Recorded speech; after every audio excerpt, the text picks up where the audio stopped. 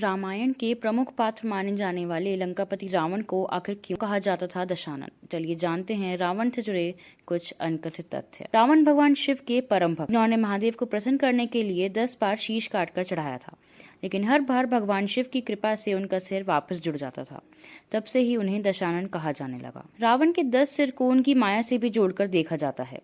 मान्यता है कि उनके पास एक 9 मणियों की माला थी, जिसके प्रभाव से लोगों को उनके 10 सिर होने का भ्रम पैदा होता था। हालांकि रावण के 10 सिर को 10 बुराइयों काम, क्रोध, लोभ, मोह, वस्तु, ईर्ष्या, वासना, भ्रष्टाचार, अनैतिकता और अहंकार का प्रतीक माना जाता है। रावण को तंत्र मंत्र और ज्योतिष का बहुत अच्छा ज्ञान था। रावण के द्वारा लिखी गई रावण संहिता को ज्योतिष विद्या में एक महत्वपूर्ण ग्रंथ माना जाता है। रावण को संगीत का बहुत शौक था। मान्यता है कि रावण जब वीणा बजाते थे तो उसे सुनने के लिए देवता भी पृथ्वीलोक आ जाते थे। रावण ने ब्रह्मा जी से अमरता का वरदान मांगते समय कहा था कि उनकी मृत्यु मनुष्य और वानर के अलावा किसी अन्य के द्वारा संभव ना हो सके, क्योंकि वह इन दोनों को तुच्छ समझते थे और अपनी शक्तियों पर बहुत ज्यादा अभिमान करते। मान्यता है कि सोने की लंका का निर्माण भगवान विश्वकर्मा ने किया था, जिस पर रावण से पहले कुबेर का राज था, लेकिन रावण ने बलपूर्वक अपने भाई कुबेर से लंकापुरी छीन ली थी। रावण में तमाम बुराइयों के बाद कई विशेष गुण भी थे, जैसे रावण अपने सभी कार्य को पूरी निष्ठा, लगन और मेहनत के साथ करते थे। उन्होंने अपने जीवन में कई बार कठिन तपस्या भी की। मान्यता है कि संपूर्ण जगत पर विजय की कामना करने के लिए जब निकले तो उसका युद्ध महादेव से भी हुआ।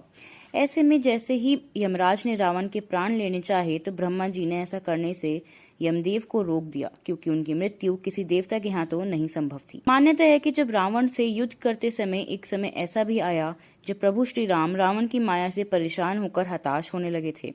तब अगस्त्य मुनि ने उन्हें याद दिलाया कि आप सूर्यवंशी हैं, जिनकी साधना करने पर विजय श्री की प्राप्ति होती है। भगवान सूर्य का ध्यान करके रावण की नाभि में तीर मारकर उसका वध हुआ। मान्यता है कि जब भगवान श्री राम के द्वारा मारे गए तीर के बाद जब रावण अपनी अंतिम सांसें ले रहे थे, तब भगवान राम ने अपने भाई लक्ष्मण को उनके पास सीख लेने के लिए भेजा था।